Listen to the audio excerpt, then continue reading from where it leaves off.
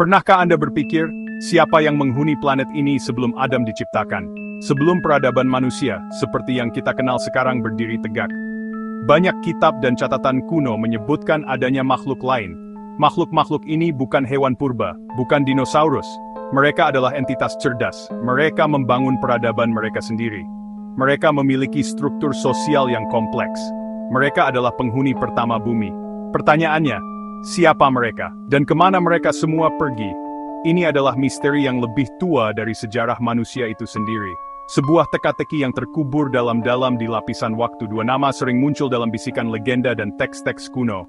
Banul Ban dan Banul Jan. Mereka disebut sebagai dua kaum yang mendominasi bumi di era primordial. Banul Jan sering digambarkan sebagai kaum yang terbuat dari api tanpa asap. Mereka memiliki kecerdasan luar biasa. Mereka juga memiliki kekuatan yang tak terbayangkan. Mereka bisa memanipulasi elemen. Mereka bisa bergerak secepat kilat. Di sisi lain, ada Banul Ban, makhluk yang lebih misterius.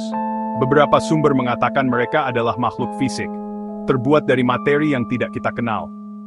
Mereka hidup berdampingan, namun juga bersaing. Mari kita coba pahami perbedaannya. Ini penting.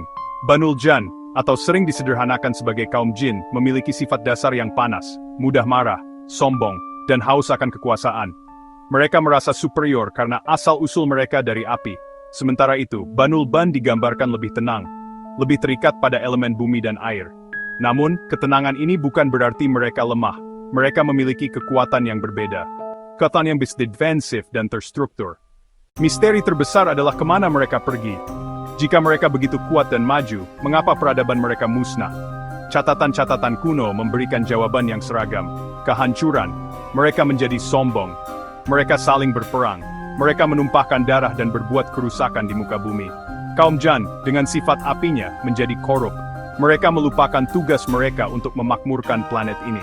Sebaliknya, mereka menghancurkannya dengan perang saudara yang brutal dan berlangsung selama ribuan tahun. Kekuatan besar seringkali melahirkan arogansi yang lebih besar.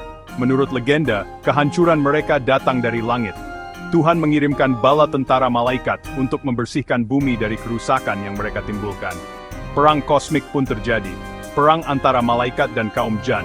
Langit bergemuruh, bumi berguncang. Kaum Jan yang membangkang dihancurkan. Sebagian besar dari mereka dibinasakan. Sisanya diusir ke tempat-tempat terpencil. Ke pulau-pulau terisolasi, ke dasar lautan yang gelap, dan ke lembah-lembah pegunungan yang tak terjamah. Lalu bagaimana dengan Banul Ban? Nasib mereka bahkan lebih misterius lagi. Ada yang percaya mereka dihancurkan oleh kaum Jan sebelum intervensi dari langit. Teori lain mengatakan mereka memilih untuk menyingkir, masuk ke dimensi lain atau bersembunyi di dalam perut bumi. Meskipun peradaban mereka telah hancur, sisa-sisa kaum Jan tidak benar-benar lenyap. Mereka menjadi bagian tak terpisahkan dari cerita rakyat di berbagai belahan dunia. Di Nusantara, kita mengenal mereka dengan banyak nama. Genderuwo, kuntilanak, tuyul, dan berbagai jenis makhluk halus lainnya.